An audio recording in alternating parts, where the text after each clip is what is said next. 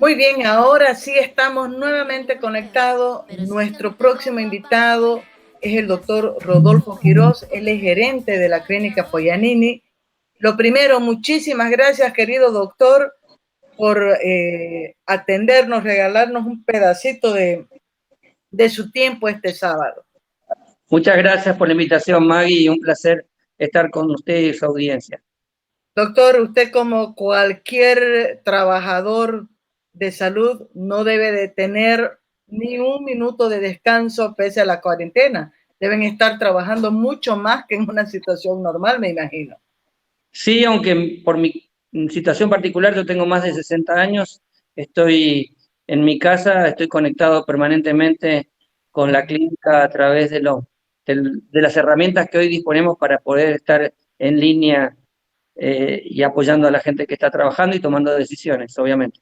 Doctor, sin duda alguna, todas las empresas, las organizaciones que han entrado a manejar las herramientas que nos ofrecen las nuevas tecnologías están en este momento en ventaja para lidiar con un momento como el que estamos viviendo.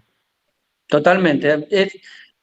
Eso genera ventajas y desventajas, porque si bien nos permite estar más conectados, también la información basura se transmite mucho más rápidamente y eso genera que la gente tome actitudes en base a información no validada y eso genera problemas graves que tienen un arrastre, un efecto colateral además del coronavirus. Si quieren lo podemos charlar. Lo primero que quiero hacerle es una pregunta a usted como médico independiente. Después vamos a hablar del trabajo y cómo se ha preparado la clínica Poyanini para enfrentar una crisis sanitaria como la que estamos viviendo. Como médico, doctor, ¿cómo está viendo usted lo que nos está tocando vivir como humanidad? Yo no hablo solamente como boliviano. Esto es una pandemia ya declarada, reconocida como tal por la Organización Mundial de la Salud, y está causando bastantes estragos, incluso en los países que se consideraban tenían los mejores sistemas sanitarios, doctor. Bueno, antes que nada le quiero aclarar que mi especialidad es la infectología y soy epidemiólogo. Y en la Además, clínica me desempeño como gerente general. Ahora vamos a tratar de contextualizar el problema de la pandemia que nos está asolando a nivel mundial. Hay varias cosas que hay que tener en cuenta para entender cuál es el problema que genera la pandemia. En primer lugar, es una pandemia que está en evolución y que no tenemos información suficiente como para sostener algunas medidas que se están tomando a nivel mundial, pero uno hace, digamos, con la poca información que tiene, tomar las mejores decisiones. La enfermedad tiene una característica que es que afecta a personas vulnerables de más de 60 años que padezcan además hipertensión arterial, enfermedad cardiovascular, diabetes, enfermedad respiratoria crónica y eventualmente enfermedades oncomatológicas. Pero a diferencia de la gripe, no afecta ni a los niños ni a las mujeres embarazadas y el grupo etario por debajo de los 60 años es muy poco vulnerable. Eso no significa que no puedan aparecer casos excepcionales de evoluciones tórpidas que no hacen al contexto general. Dicho esto, hoy se habla mucho de la mortalidad que produce el coronavirus, pero en realidad el dato es incorrecto porque no es mortalidad, es letalidad, que es el número de personas que mueren sobre el total de personas enfermas. Y eso no es mortalidad, mortalidad es el número de personas que mueren sobre el total de personas que se infectan, con lo cual la tasa de letalidad ya sabemos que está, dependiendo de los países, entre 2% hasta 5 o 6% en los países como Italia o España. Sin embargo, la tasa de mortalidad se estima que está muy por debajo de esta cifra, e inclusive por debajo del 1%. ¿En qué se basan los científicos para sostener esa situación? En un experimento casual que se dio en el crucero Diamond Princess, donde digamos, el pasaje, todos los pasajeros estuvieron expuestos al coronavirus y no pudieron bajar del crucero hasta que se declaró que la transmisión había cesado.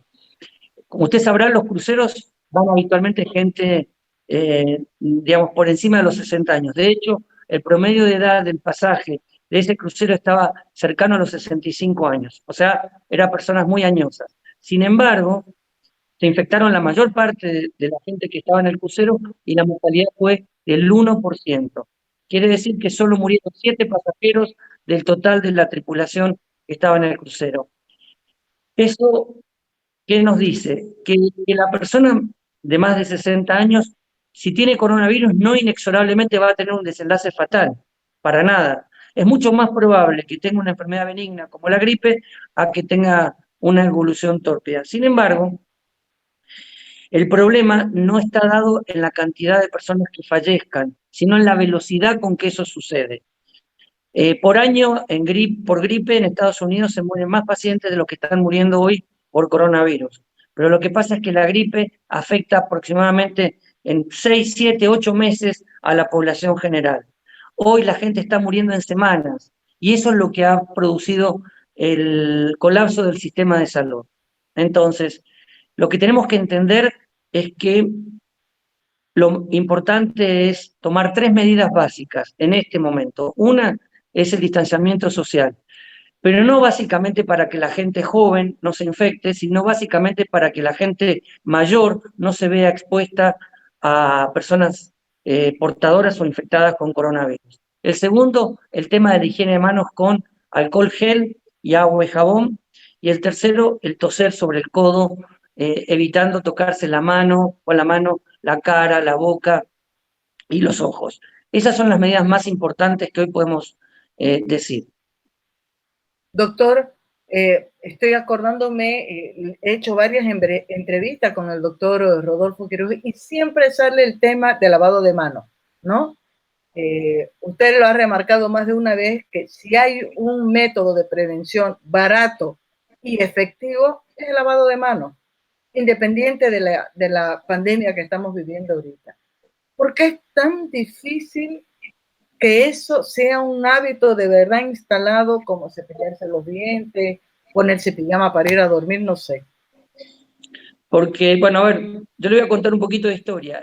La higiene de manos como medida para prevenir las infecciones se remonta al año 1885, donde un médico, Ines Semmelweis, que era un epidemiólogo, detectó que en un hospital de Ginebra, cuando los residentes atendían pacientes obstétricas y estas fallecían y hacían autopsias, después atendían un parto y las parturientas tenían mucho más riesgo de desarrollar infecciones puerperales, lo que se llama habitualmente endometritis, ¿sí? Mientras que cuando eran atendidas por parteras, eso no se veía. Lo que él descubrió en ese momento no se sabía cuál era el motivo de la transmisión de estas enfermedades. Lo que él observó es que los residentes, después de atender o de hacer autopsias, no se higienizaban sus manos y atendían después un parto, mientras que las parteras no hacían autopsias. Entonces él empíricamente dijo, bueno, hay algo que está pasando en el proceso de hacer una autopsia y después atender un parto. Y lo que él recomendó en ese momento fue el germen de lo que es hoy el dispensador de alcohol gel. Él no sabía, digamos, que el alcohol podía tener ese efecto y lo que le recomendó a los médicos que hacían autopsias es que después de hacer la autopsia, acuérdense que en ese momento no había guantes, higienizaran sus manos con cal sodada. Bien, con eso él logró disminuir significativamente la tasa de infecciones en las parturientas y prácticamente se igualó a la tasa de complicaciones con las parteras obstétricas. Eso fue en el año 1885. Desde el año 1885 hasta fines del siglo pasado, principios de este siglo, se estuvo recalcando la importancia de la higiene de manos, pero nadie tomó conciencia y era muy común ver que el personal asistencial, en especial los médicos, no adherían a la higiene de manos. A partir del 2000, con la participación de la Organización Mundial de la Salud, se empezó a hacer hincapié en la importancia de la higiene de manos. ¿Se acuerda que habíamos hablado los 5 momentos, 5 continentes, el día 5 del mes de mayo, que es el quinto mes? Sin embargo, la realidad es que la gente reacciona por miedo y no hubo ningún cambio en la conducta hasta que apareció la pandemia de H1N1, donde toda la gente prácticamente se bañaba en alcohol gel. Desapareció la pandemia H1N1 y volvimos a estar en la misma situación anterior, donde la adherencia a la higiene de manos, tanto de la gente común como del personal de salud, era extremadamente baja. Y ahora nos sorprende el coronavirus. Si nosotros hubiéramos cambiado nuestros hábitos, estaríamos mejor preparados para resolver esta situación. Y ahí le digo una cosa importante. Los países que van a lograr subsistir a esta pandemia son aquellos que logren cambiar sus hábitos. Los que no cambien sus hábitos, la pandemia los va a arrastrar. Si no logramos entender que la higiene de manos, el toser en el codo, el distanciamiento social son las medidas que hoy tenemos para combatir el virus, obviamente no vamos a poder controlar la pandemia. Doctor, en los hechos no hay país que esté preparado para enfrentar una pandemia como esta, considerando las puntualizaciones que usted ha hecho, que ha colocado muy bien al inicio de la entrevista, que es lo grave de lo que estamos viviendo en este momento es por la rapidez con la que se está produciendo o reproduciendo el contagio, ¿no? Ya no hablamos Sí. de semanas, por día se están muriendo las personas, ¿no? 200, Sí. 300 por día. Es así. Y bueno, a ver, el tema concreto es que tenemos que entender que esto se va a prolongar por varios días más, porque las medidas que se están implementando en Latinoamérica, sobre todo Bolivia, Argentina, Chile, de implementar cuarentena, a diferencia de otros países donde los líderes siguen, digamos, negando la situación, hace que nosotros estemos anticipándonos a lo que ha sucedido en nuestros países. Las curvas todavía, si bien tienen una tendencia exponencial, sobre todo en la ciudad de Santa Cruz, están muy por debajo de las mismas fechas que aparecieron en España.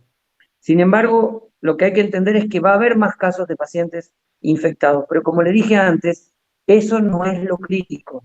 La gente se va a asustar en la medida que aparezcan más pacientes infectados. Pues yo le hago este ejemplo. Imaginemos que hoy disponemos para hacer el test a toda la población de Santa Cruz.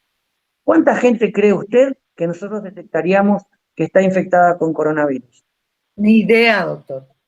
Mucha gente. Cuando le digo mucha gente, es mucha gente al estilo boliviano. Harta gente estaría infectada con coronavirus. Bien, ahora esa gente no está consultando al sistema de salud, porque muchas de ellas están en sus casas con un cuadro simple, algo de poco fiebre, un poco de tos, eventualmente mucho decaimiento, etc. Ahora bien, ¿qué es lo que a mí me preocupa como epidemiólogo? La cantidad de muertos, porque la cantidad de muertos es lo que va a determinar cuánto va a ser jalado el sistema de salud. Porque el paciente no se muere en la casa, en general, antes de fallecer, empieza a demandar atención.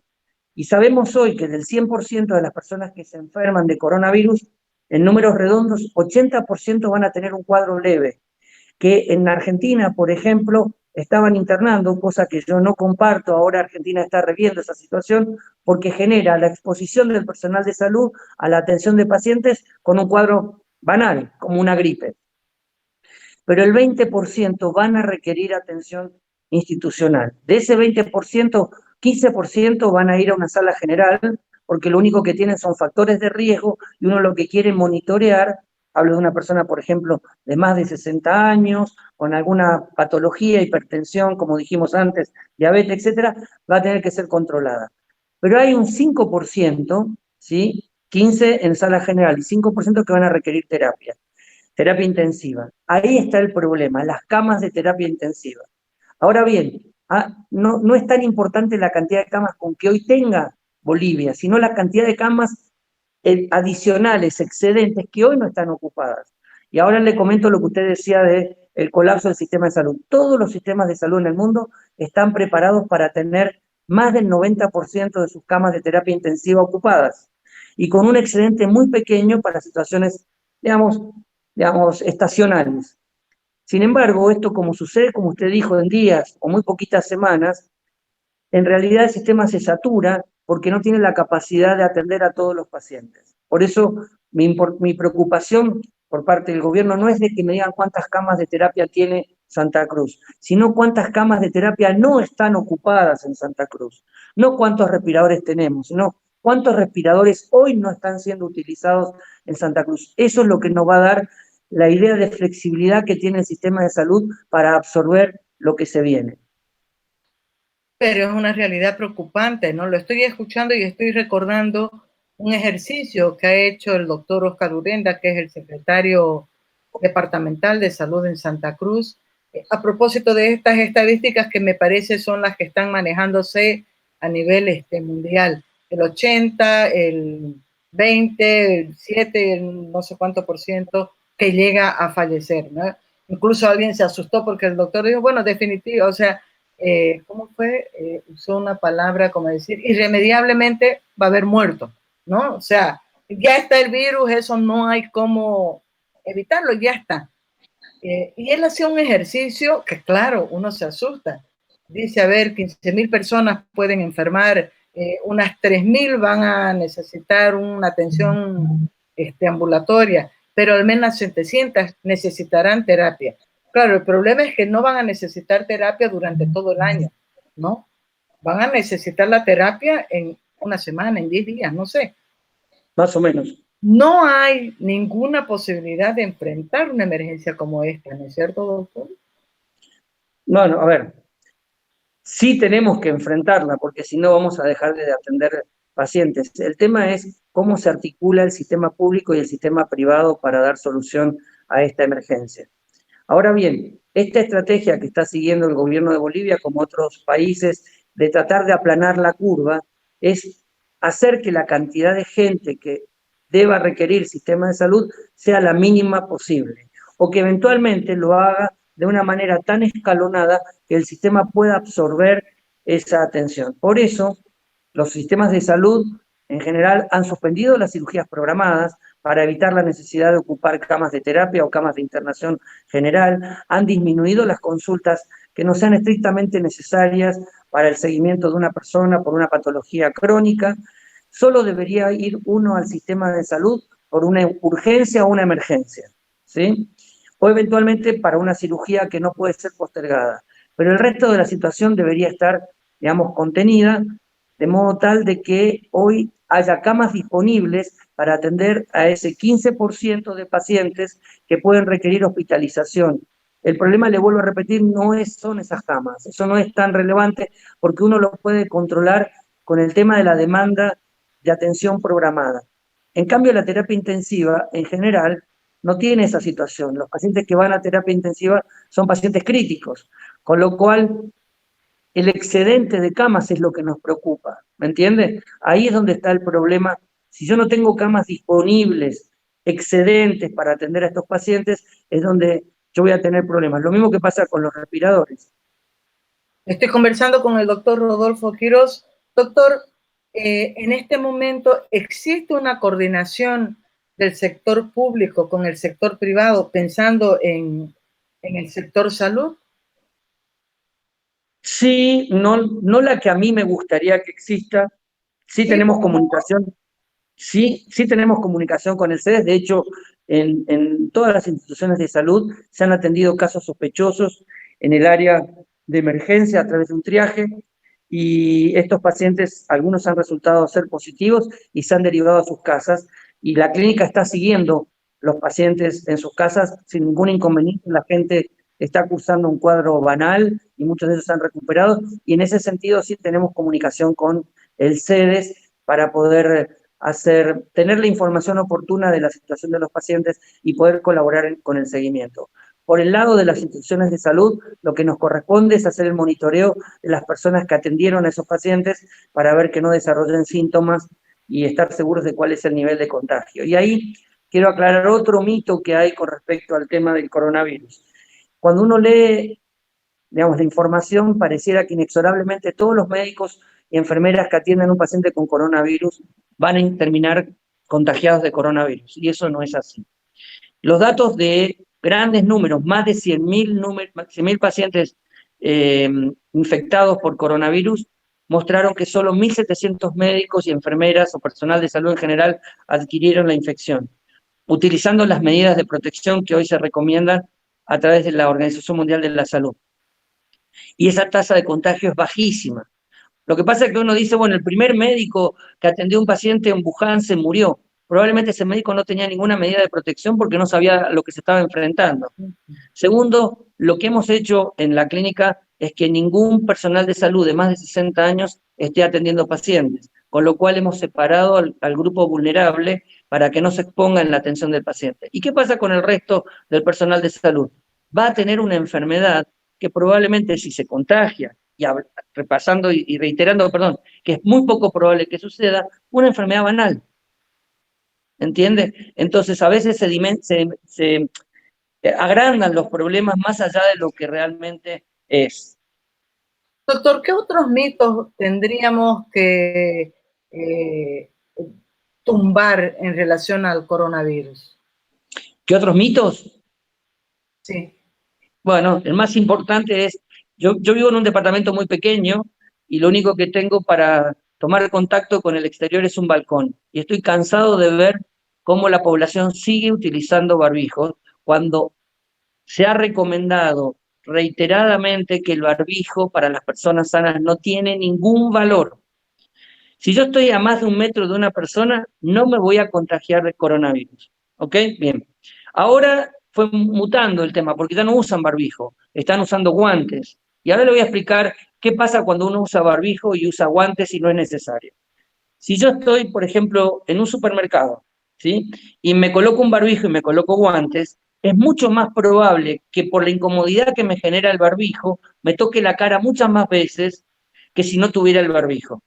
¿Estamos? Eso está demostrado, está medido, y lo que se ha demostrado es que la gente que usa barbijo adquiere más frecuentemente el coronavirus que si no lo tuviese. Estoy hablando de la población general. Ahora, ¿quién sí tiene que usar barbijo? Aquel que tenga síntomas respiratorios. Pero hoy vemos que toda la gente tiene barbijo, y eso genera un problema, que es que desabastece a los hospitales de los barbijos que son necesarios para atender a los pacientes. Más grave es que he visto pacientes que tienen, personas caminando por la calle con barbijo N95, que solo está recomendado en determinadas situaciones cuando uno atiende a un paciente en situaciones críticas, y no para una atención convencional, aunque tenga coronavirus. ¿Qué pasa con los guantes? Yo voy al supermercado, me coloco guantes, estoy tranquilo, toco todo lo que está en el supermercado y después me toco la cara pensando que los guantes me están protegiendo. Para nada, el virus no entra por los guantes, o por la piel, perdón, entra por el contacto con las mucosas. Con lo cual, cuando yo tengo guantes, no me pongo alcohol gel arriba de los guantes. Y si viera eso, ya me resultaría ridículo. Entonces, ni los guantes ni el barbijo resultan útiles. Me parece que ese es un punto importantísimo, doctor, porque le cuento que a una la miran checo en el súper ahorita si no está con guantes o si no está con barbijo. Es un absurdo. Esa que se ha reiterado varias veces, lo que usted acaba de decir, y escuchaba a las autoridades de ustedes hablar precisamente de ese punto, pensando en que están provocando además un desabastecimiento de material necesario, imprescindible para los que sí están trabajando en las emergencias en salud. Quería comentarle una cosa de por dónde sale el mito del tema del aire. Hubo un trabajo publicado en una revista muy seria de Estados Unidos, que es el New England Journal of Medicine, que trató de intentar ver... No lo estoy escuchando, doctor. Sí, es que tengo una llamada, un segundo. No estoy Ahora escuchando. sí. Ahora sí. ¿Me escucha? Sí, ahora sí. Sí, entonces les decía que este trabajo lo que mostró es que en situaciones experimentales donde uno coloca el virus en un aerosolizador, el virus quedaba suspendido en el aire 3 horas. Pero después mostraba que se depositaba en las superficies. Eso no es lo que pasa en una situación real con un paciente hospitalizado. El virus es 5 veces más grande que el virus de la gripe. ¿Ok? Y ya se había demostrado que para el virus de la gripe no era necesario utilizar barbijos especiales como el N95 porque el virus no permanece en el aire. ¿Por qué no permanece en el aire? No solo por su peso, sino básicamente porque es transportado por gotas, secreciones respiratorias que son muy pesadas y que al cabo de 1 metro y medio caen al piso o sobre una superficie. Por eso, desinfectar la superficie se vuelve extremadamente crítico. Ahora bien, después de ese trabajo publicado en esta revista, salió un trabajo muy importante que tomó muestras de las habitaciones de pacientes que tenían infección por coronavirus. Y lo interesante es que nunca recuperaron el virus del aire. Sí de la superficie, por ejemplo, el timbre, la cama, la baranda de la cama, la mesa de luz, pero nunca lo recuperaron del aire, ¿ok? Con lo cual, el virus no flota, no hay posibilidad de que se transmita la infección porque el virus esté flotando. La única situación en la que el personal de salud se ve expuesto a ese virus que pueda estar en el aire es cuando yo coloco un tubo para ventilar a un paciente, esa intubación orotraqueal, cuando hago una aspiración de secreciones o cuando le tomo la muestra para hacer el diagnóstico. Fuera de eso, no hay ninguna situación donde el personal de salud tenga riesgo de adquirir el virus porque el virus esté flotando en el aire. Ese punto me parece muy, muy importante. Doctor, usted tocaba de que una medida fundamental en este momento frente a un virus como el coronavirus es el aislamiento. Es la mejor prevención, la mejor forma de evitar una propagación muy rápida del virus. ¿Cómo hacer para convencer de esto a quienes están criticando medidas como la cuarentena, argumentando no que no haya razón, no que no haya una preocupación por el impacto en la economía parada, los problemas de liquidez, etcétera, pero argumentando de que no, de que hay que volver a la vida normal, como lo ha dicho el presidente de Brasil, Jair Bolsonaro, que me mata cada vez que lo escucho, ¿no? Es una exageración, que algunos gobernadores de los estados de Brasil están exagerando, que hay que abrir nuevamente la economía, que los negocios tienen que funcionar y que hay que volver a la vida normal.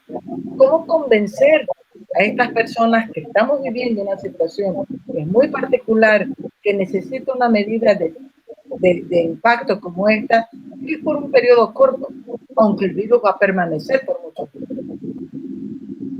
A ver, es una respuesta bastante complicada porque,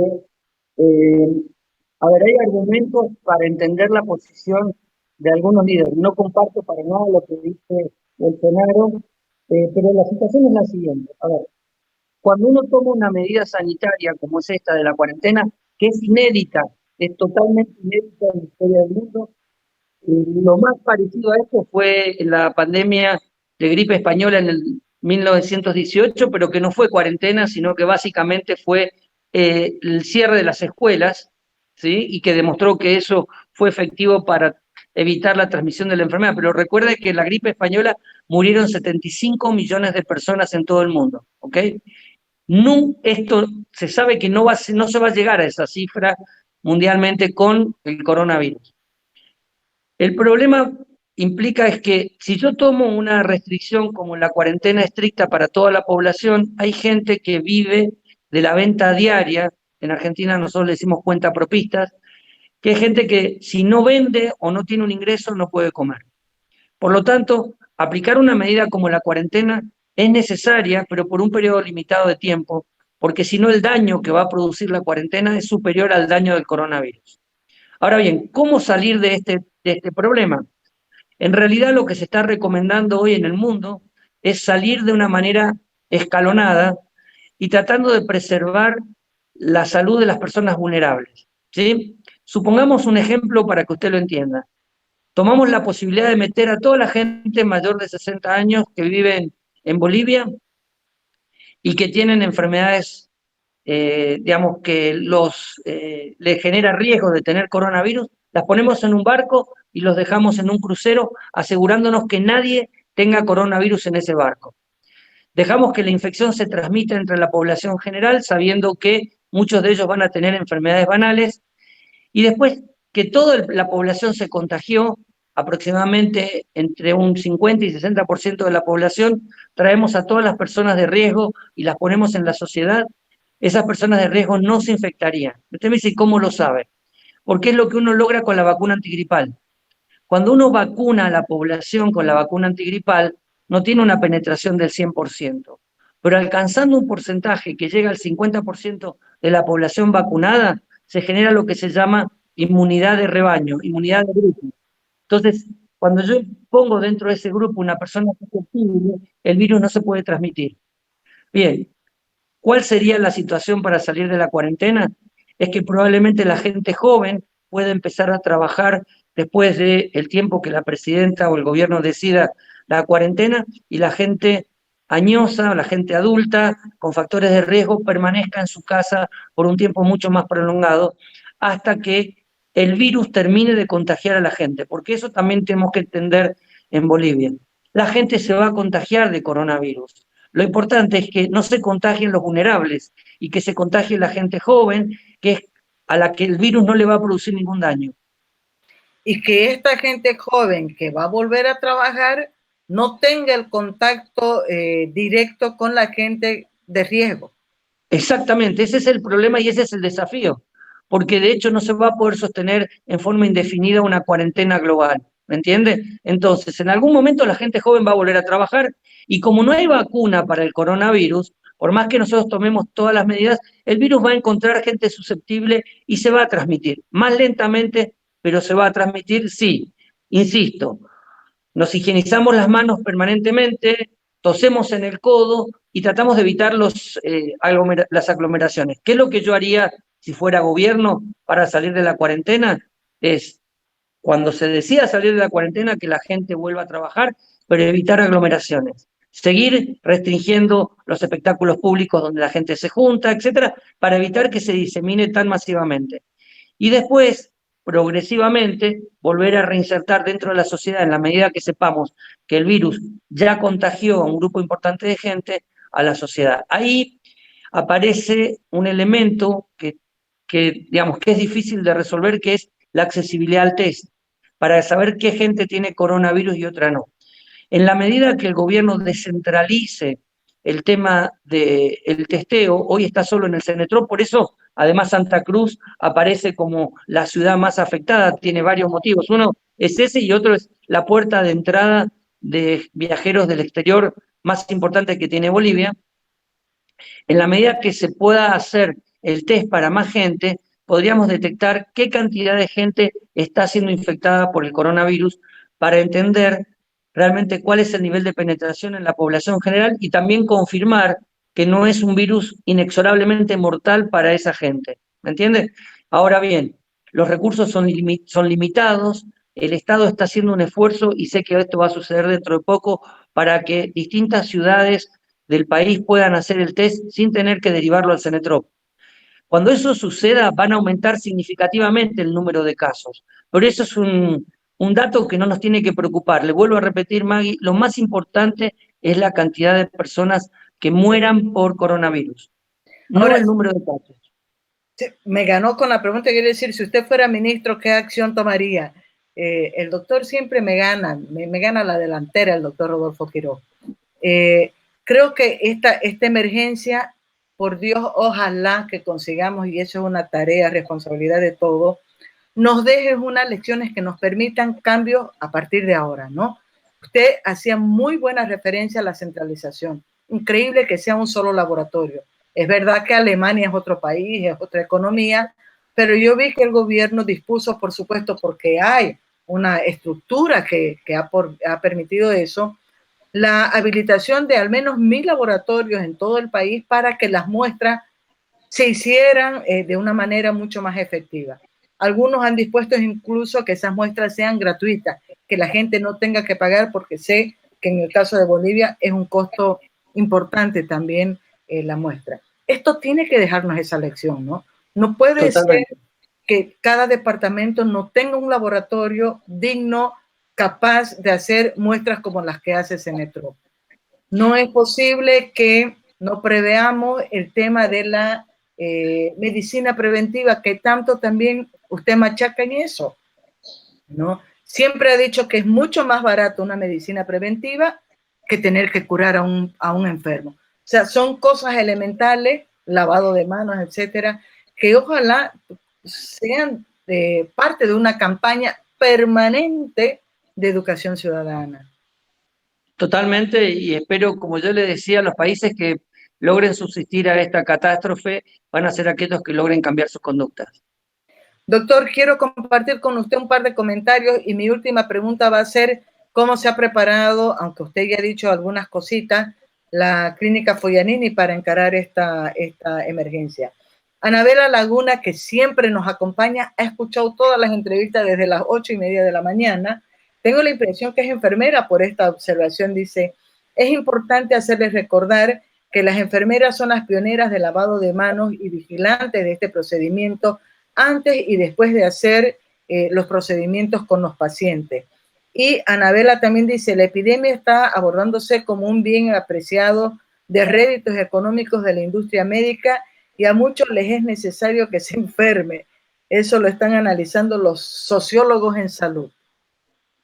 A ver, el tema obviamente que si uno mide comparativamente la adherencia a la higiene de manos, las enfermeras le llevan la delantera a los médicos, pero muy por encima. De hecho, esa es una ventaja. El problema es que la enfermera no está suficientemente empoderada en los países latinoamericanos para recordarle al médico que lo haga. Y le cuento un ejemplo.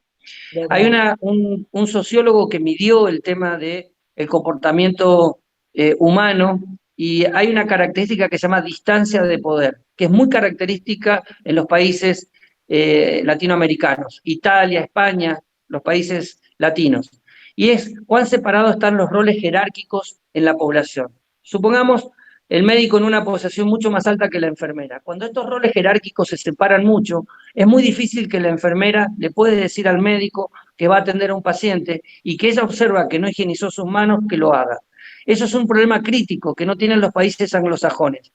Si uno ve programas de televisión, va a ver cómo la enfermera interpela al médico cuando el médico comete un error involuntario, por supuesto, al no adherir a la higiene de manos, dice, doctor, la higiene de manos. Esto en Bolivia es impensable, también en países como Argentina, Brasil, etcétera. Y eso es lo que tenemos que cambiar como conducta, que el médico tiene que entender que la enfermera es quien pasa las 24 horas del día con el paciente y es quien puede educarlo para no cometer errores y poder adherir a medidas como la higiene de manos. Y con respecto al tema de las ganancias que estamos viendo, yo creo en Argentina ahora se va a tomar una medida que es que el Estado va a fijar, de hecho ya fijó los precios de los productos que son críticos para la atención sanitaria del coronavirus, de modo tal de que no haya una especulación económica por parte de las empresas que proveen estos insumos. Espero que Bolivia haga lo mismo y lo haga pronto. Mary Encinas dice una orientación muy oportuna y recomendación necesaria para todo el pueblo. Gracias por esta entrevista. Gracias, Mary, por el mensaje, por el comentario. Y doctor, para cerrar, ¿cómo se ha preparado la clínica Foglianini para enfrentar la crisis? Usted ya nos decía, una de las medidas ha sido que todo el personal mayor de 60 años no tiene que ir necesariamente a hacer un trabajo presencial en la clínica, sino que lo está haciendo desde su casa.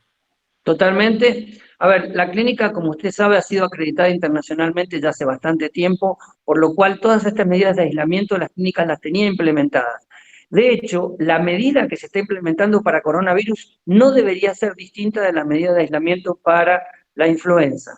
Sin embargo, en función del temor que genera esta enfermedad en la población, inclusive en el personal de salud, que está siendo bombardeado por información que muchas veces es tendenciosa y falsa, ha hecho que tengamos que reforzar el tema de la atención del manejo de los pacientes. Hoy el paciente cuando ingresa a la clínica es interpelado, interrogado por el área de la recepción, que identifica si el paciente tiene algún riesgo, se le coloca un barbijo, pasa al área de triaje, el área de triaje es quien discrimina la situación del paciente, y si el paciente conforma los criterios de caso sospechoso de coronavirus, es llevado a un área especial para poder terminar de ser evaluado y que se tome la muestra respiratoria necesaria para poder confirmar el diagnóstico de coronavirus y es enviado a la casa. La clínica lo que hace además es un seguimiento telefónico de estos pacientes hasta que se confirme la positividad o la negatividad del test y después que se confirma la positividad igual lo seguimos acompañando telefónicamente por si tienen alguna necesidad. En el caso de que el paciente requiere internación, es llevado al área especial de internación y en ese contexto lo que se hace es tener todas las medidas de prevención y de bioseguridad que corresponden tanto al paciente hospitalizado como al paciente en terapia intensiva. O sea que trabajo hay mucho por delante todavía, doctor. Totalmente. Doctor, le agradezco muchísimo por este contacto. Creo que ha sido muy valioso, nos ha aclarado muchísimas cosas y vamos a estar en contacto permanente porque esto tira para largo, ¿no, doctor? Totalmente, sí. Vamos a tener que transitar, yo diría, unos cuantos meses hasta que esto esté debidamente controlado, pero lo importante es cumplir con las medidas que el gobierno dicta. Si cada uno piensa que es un libre pensador, el sistema no va a funcionar. Acá no hay lugar para los libres pensadores. Verdad, creo que ese es un punto valiosísimo. Muchas gracias, querido doctor. Un abrazo, cuídese mucho. Un placer, Maggie, y un saludo para toda su audiencia. Bueno, espero que esta charla haya sido de utilidad para todos. Gracias.